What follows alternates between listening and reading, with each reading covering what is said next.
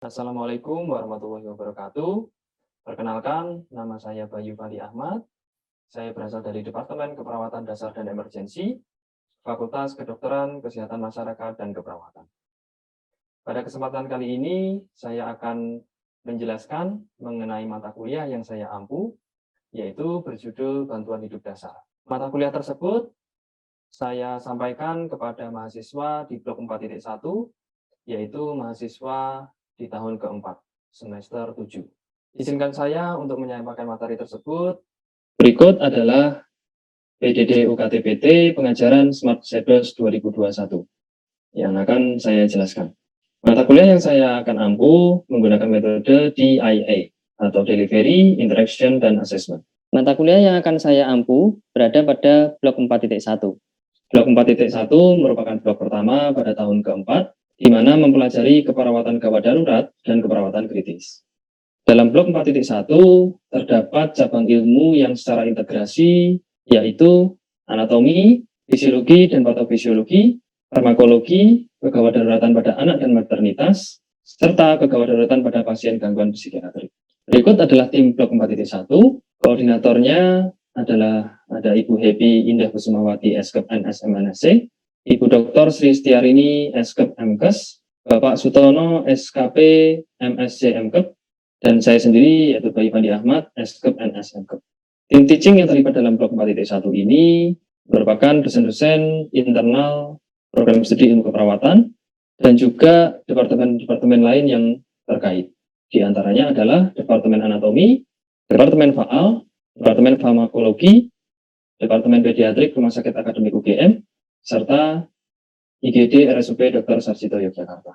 Aktivitas pembelajaran yang terdapat pada blok 4.1 ini mengacu pada Standar Nasional Dikti nomor 44 tahun 2015, yaitu interaktif, holistik, integratif, saintifik, kontekstual, tematik, efektif, serta kolaboratif.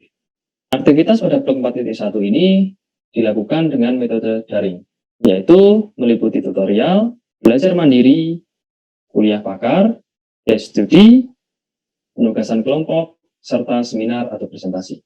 Media yang digunakan dalam blok 4.1 ini antara lain adalah menggunakan e-learning berupa ELOK, kemudian menggunakan Kahoot, serta Mentimeter untuk menarik minat dan motivasi mahasiswa dalam mengikuti blok ini.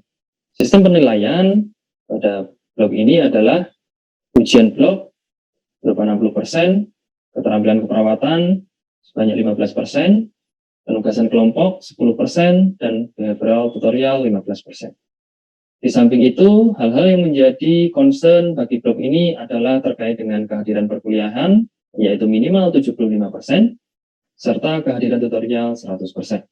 Berikutnya, saya akan menyampaikan mengenai mata kuliah yang saya ampu. Terima kasih. Assalamualaikum warahmatullahi wabarakatuh. Baik, pada kesempatan hari ini, saya akan menjelaskan dan diskusikan terkait dengan bantuan hidup dasar. Ini blok 4.1 ya.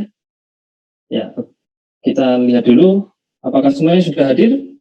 Oke, sudah 97 orang ya di sini. Oke, baik. Karena semuanya sudah hadir, bisa kita mulai untuk kuliah pada sore hari ini. Baik, jadi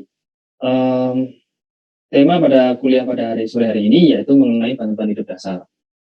Nah, bantuan hidup dasar ini adalah teknik atau keterampilan yang harus kita miliki, ya, baik sebagai tenaga kesehatan maupun dalam masyarakat sendiri, kita sebagai anggota masyarakat. Karena sebenarnya bantuan hidup dasar ini adalah keterampilan dasar bagi seseorang, tidak memandang apakah dia berada di lingkungan masyarakat atau di rumah sakit. Tujuan pada pembelajaran kita pada sore hari ini yaitu mengidentifikasi chain of survival dalam BLS atau Basic Life Support, atau kalau dalam bahasa Indonesia itu BHD, bantuan hidup dasar, sama ya. Kemudian mengidentifikasi langkah-langkah dalam BLS itu sendiri atau BHD itu sendiri, meliputi DRCAB. Ya, nanti saya akan jelaskan apa itu DRCAB. Kemudian mengidentifikasi high quality CPR, ya, atau cardiopulmonary resuscitation. Yang terakhir adalah mengidentifikasi penggunaan AED atau Automated External Defibrillator. Baik, untuk mengawali kuliah pada sore hari ini, saya akan memutarkan video. Ya, nanti teman-teman silahkan dicermati. Nah, ini adalah video seorang dalang, begitu. Nah, apa yang akan terjadi dalam video ini silahkan nanti dicermati.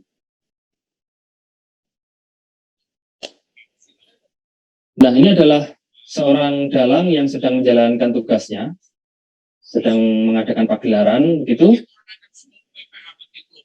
Kalau teman-teman lihat, kalau saudara-saudara lihat di sini, tidak ada yang aneh dengan dalang tersebut.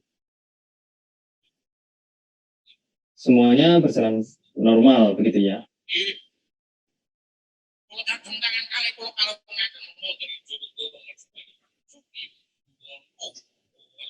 Nah, saya akan percepat ini.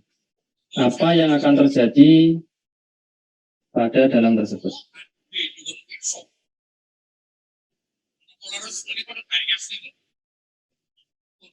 Nah, ini saya percepat sedikit. Silakan dicermati. Nah, ini dalang sudah mulai terengah-engah. Sudah terengah-engah. Sudah mengalami gejala. Anda bisa lihat di sini apa yang dilakukan oleh masyarakat. Dalang sudah mengalami penurunan kesadaran di sini. Ya, teman-teman bisa cermati. Ya, Anda semuanya bisa cermati ya di sini.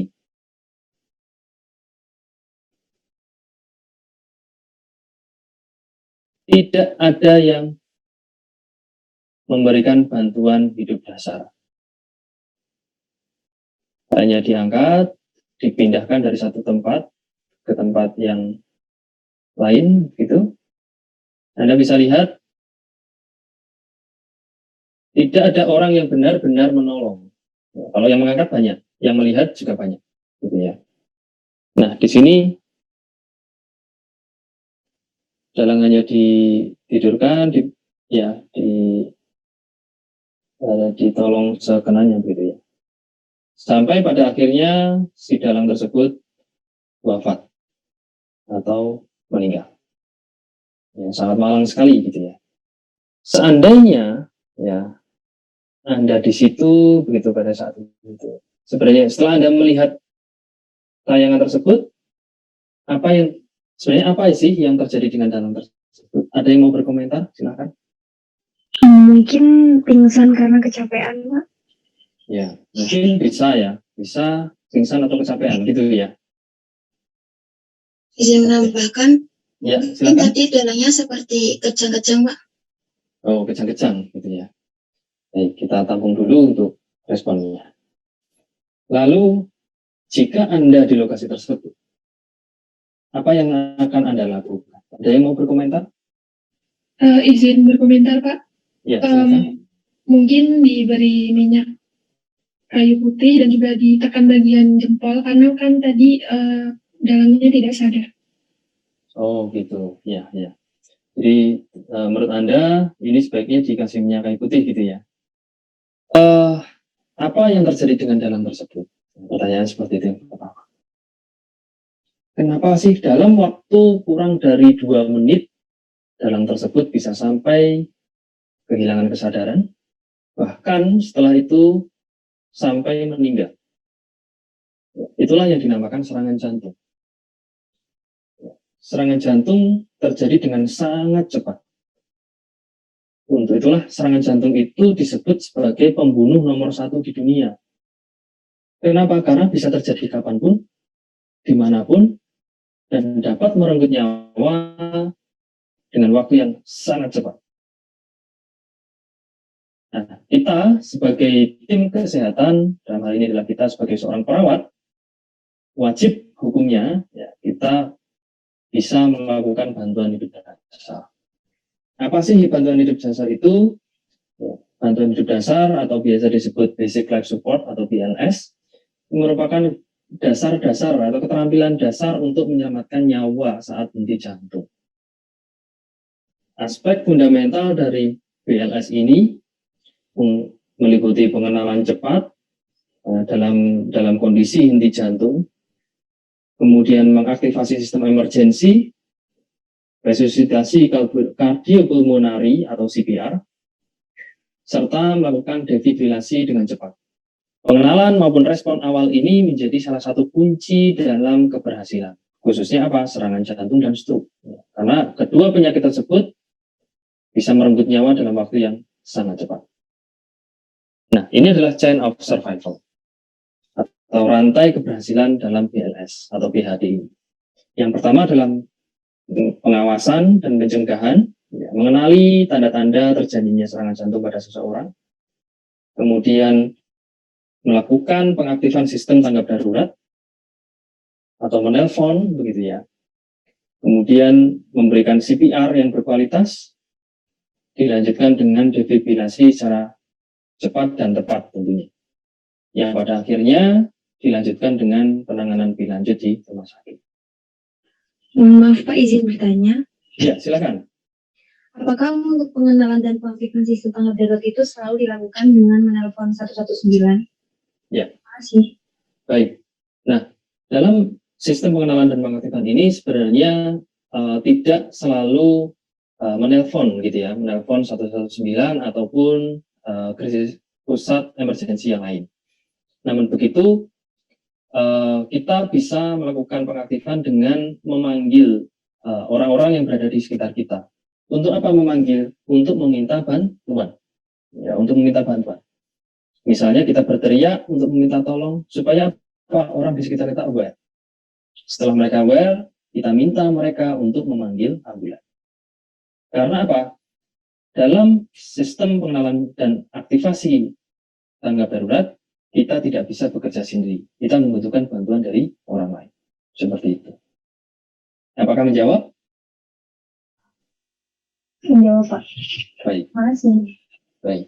Ya, jadi seperti itu.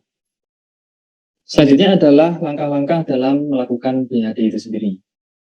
Nah, yang pertama harus kita ingat, kita harus memastikan bahwa danger clear, gitu ya, atau kita bebas dari bahaya. Bahaya itu sendiri bisa dirasakan oleh penolong, lingkungan maupun korban. Sebagai contoh seperti ini, kita ingin menolong seorang korban kecelakaan. Apakah kita bisa langsung turun ke jalan untuk menolong? Tentunya tidak. Ya. Kita harus memastikan bahwa kita danger clear, kita harus aman dulu. Caranya bagaimana? Ya tentunya mengatur lalu lintas dulu, supaya apa? Orang yang mengendarai motor, mengendarai mobil pelan, atau berhenti kalau bisa. Setelah aman, kita baru turun ke jalan, baru menolong korban yang mengalami kecelakaan tersebut. Gitu ya. Atau misalnya orangnya terkena sengatan arus listrik misalnya. Boleh kita langsung pegang korban? Tidak boleh, gitu ya. Nah, tentunya kita harus pastikan dulu bahwa listriknya sudah berhenti atau sudah off, gitu.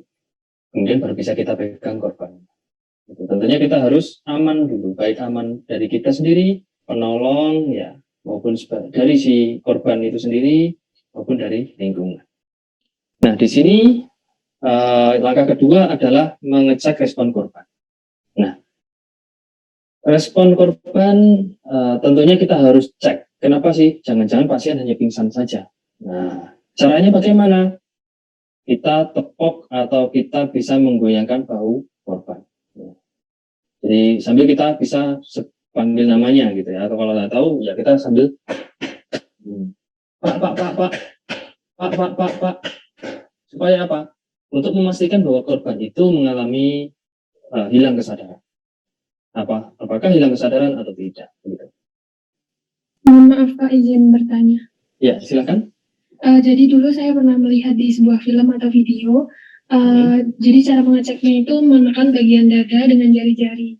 Nah, untuk saat ini apakah masih digunakan atau tidak ya Pak? Ya. Mungkin apakah seperti ini ya? Jadi menggunakan buku-buku jari seperti ini kemudian ditekankan ke dada begini ya? Apakah seperti itu? Iya. Iya, kalau seperti itu sebenarnya mungkin film atau video yang Anda tonton mungkin sudah tidak up to date gitu ya.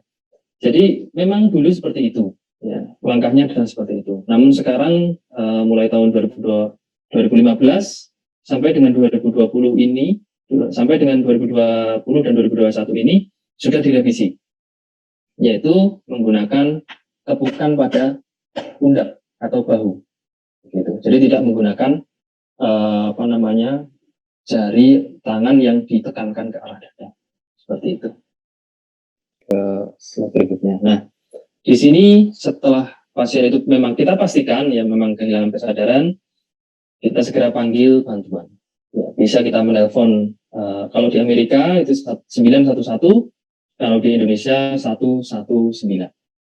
Ya, kita telepon bahwa ada seorang korban yang hilang kesadaran dan segera membutuhkan bantuan medis, gitu ya. Tanpa lupa kita sebutkan juga di mana lokasi kita berada. Gitu. Setelah itu kita cek nadi. Nah, cara mengecek nadi adalah pada pertengahan leher ini kita tarik ke arah kita, gitu ya. Kita tarik bisa ke kanan, bisa ke kiri, 1-2 cm. Nah, teman-teman bisa praktekkan bagaimana cara mengukur atau mengecek nadi. Nah, seperti ini ya. Nah, seperti itu. Nah, gitu. Nah, ini ada chatbox ya dari Dania ya. Ya, pertanyaannya adalah seberapa lama melakukan cek nadi? Ya. Nah, seberapa lama dalam melakukan cek nadi ini dibatasi 10 detik. Jadi maksimal kita mengecek nadi ini selama 10 detik. Tidak boleh lebih dari itu. Kenapa? Karena setiap detik sangat berharga. Nah, jika memang tidak ada nadi, segera kita lakukan CPR. Nah, ini CPR ini berupa tindakan atau sebenarnya lebih ke algoritme ya, karena terdiri dari langkah-langkah ataupun tindakan gitu ya. Algoritme dalam memompa jantung. Sebenarnya ini adalah tindakan untuk memompa jantung supaya terjadi sirkulasi lagi. Caranya adalah dengan saling mengaitkan, seperti dalam gambar ini, saling mengaitkan tangan di posisinya di tengah dada.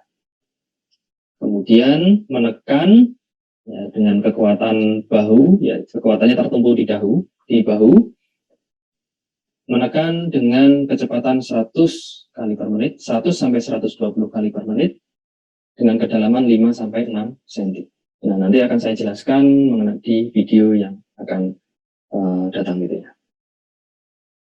Nah, setelah dikompresi sebanyak 30 kali, kita buka mulutnya, kemudian kita lakukan pinjer swab. Ya, pinjer swab adalah membuka mulut, kemudian mengeluarkan isi mulut. Mungkin pada saat itu si korban sedang makan, kemudian terjadi serangan jantung, mungkin saja, sehingga perlu kita keluarkan, gitu ya. Nah, seperti ini langkahnya. Kita buka, kemudian kita masukkan ujung jari kita untuk membersihkan rongga mulut si korban. Nah, setelah itu kita berikan nafas buatan. Gitu ya, nafas buatan. Jadi nafas buatan ini menggunakan yang namanya airbag atau air pipa. Nah, seperti itu. Juga sebenarnya bisa mouth to mouth, ya, bisa mouth to mouth. Seperti itu. Jadi dari mulut langsung ke mulut. Nah, ini ada chatbox lagi. Pak, kalau pada saat kondisi pandemi, apa yang harus dilakukan? Ya, ini pertanyaan bagus ya, dari Rocky ya. Nah, pada saat kondisi COVID seperti sekarang ini, tidak disarankan untuk melakukan nafas buatan melalui mouth to mouth. Yang boleh adalah dari alat ke korban, ya, seperti ditunjukkan pada gambar ini ya, dari alat ke korban. Tapi tidak boleh dari mulut ke mulut. Kenapa? Karena akan memicu terjadinya infeksi COVID, ya. Dan itu tidak disarankan. Nah, ini adalah high quality CPR. High quality CPR itu adalah langkah-langkah di mana CPR yang kita berikan itu bisa memberikan impact yang bagus. Apa sih yang harus dilakukan? Yang pertama adalah memastikan kompresi dada dalam rate yang adekuat. Berapa sih rate-nya? 100 sampai 120 kali per menit. Kemudian kedalamannya kurang lebih 5 sampai 6 cm. kemudian menciptakan recoil dada, dan meminimalkan gangguan atau interupsi dalam kompresi. Nah, ini adalah gambar AED ya, seperti tadi saya jelaskan di awal, bahwa CPR ini juga harus dikombinasikan dengan penggunaan AED atau Automated External Defibrillator. Izin bertanya, Pak. Ya, silakan. Nah, apa yang perlu dilakukan apabila di lokasi tersebut tidak terdapat AED? Ya, sebagaimana kita ketahui ya, di lokasi di Indonesia sendiri, di tempat-tempat umum, tentunya belum banyak disediakan AED. Yang mungkin ada itu mungkin di bandara atau di pelabuhan, itu saya sudah pernah melihat sendiri itu ada AED. Namun begitu, tidak semua tempat. Kalau di luar negeri, hampir semua tempat ada AED-nya. Fasilitas publik ya, itu selalu ada AED-nya. Sehingga ketika ada orang yang serangan jantung, segera bisa ditolong. Namun begitu, terkait dengan pertanyaan Anda tadi, apakah atau bagaimana jika tidak terdapat AED? Nah, jika tidak terdapat AED, cukup kita lakukan algoritma CPR saja, yaitu kompresi 30:2, seperti yang saya jelaskan tadi. Gitu ya. Nah, ini ada sebuah video. Silahkan dicermati. Ini algoritma dalam melakukan CPR tadi. Nah, ini pura-puranya ya, ada pasien, ada korban. Have some help, please. Hi, my name is Damien. I'm a first aider. Can I help you? Right. 1, 2, 3, 4, Nah, dia sedang mengecek nadi. 7, 8, 9,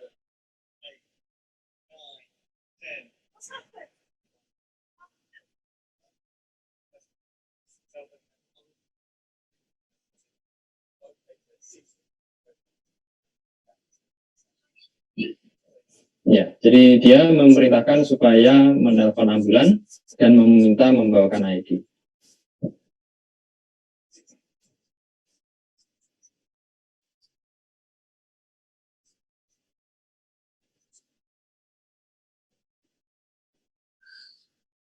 Ya, ini dalam kondisi COVID seperti sekarang ini tidak dianjurkan ya. Kita harus menggunakan alat. Kalau tidak ada alat, maka tidak perlu dilakukan. Jadi cukup kompresi saja. Itu menurut guideline dari AH 2020.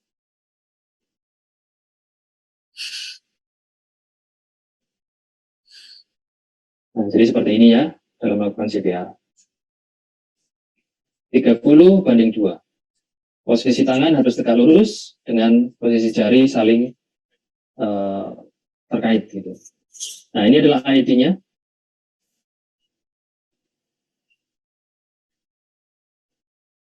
Nah, ini adalah, nah yang pertama adalah dia harus dilepaskan dulu pasiennya. Nah, harus benar-benar melekat.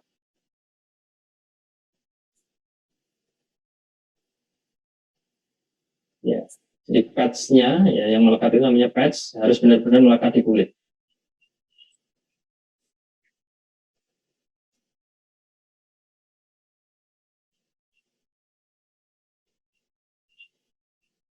Ya, jadi di AED itu kita tinggal mengikuti perintahnya saja. Nah, begin CPR. Jadi kita diperintahkan untuk melakukan CPR lagi. Kita tinggal mengikuti perintah yang ada.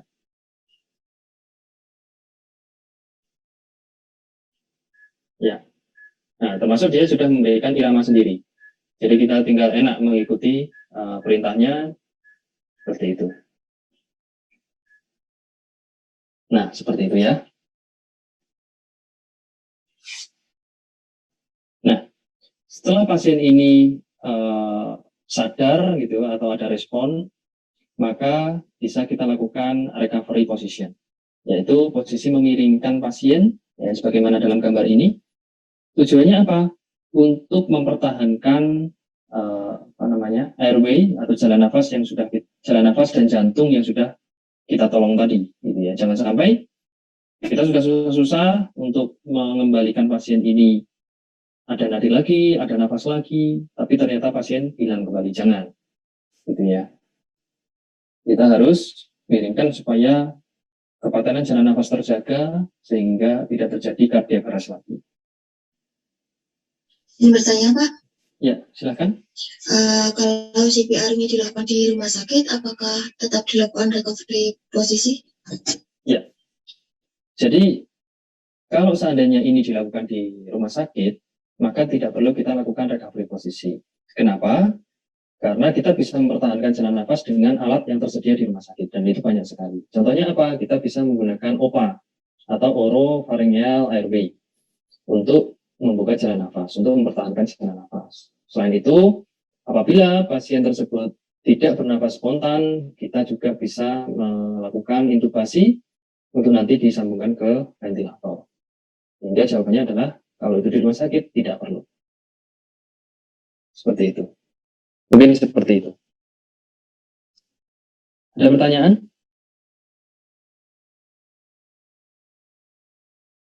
Baik, kalau tidak ada pertanyaan, ya, saya akan memberikan pertanyaan begitu ya, untuk mereview perkuliahan ini. Tadi pertanyaan pertama, berapa kecepatan kompresi dada? Berapa kecepatan kompresi dada dalam algoritma CPR? Ada yang tahu?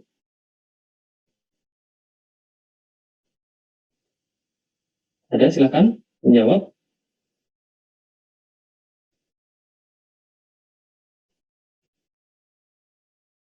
Ya, ini ada yang menuliskan di chatbox.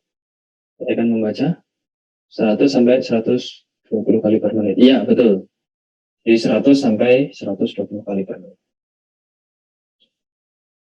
Kedalamannya, ada yang tahu berapa kedalamannya? Kedalaman pada saat kompresi dada?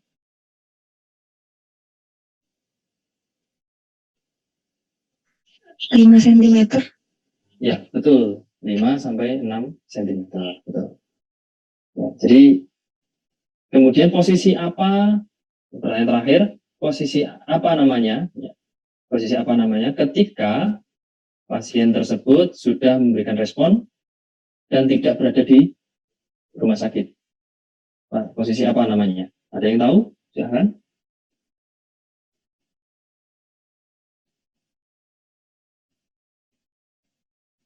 Okta atau Novita, silakan. Ada yang tahu?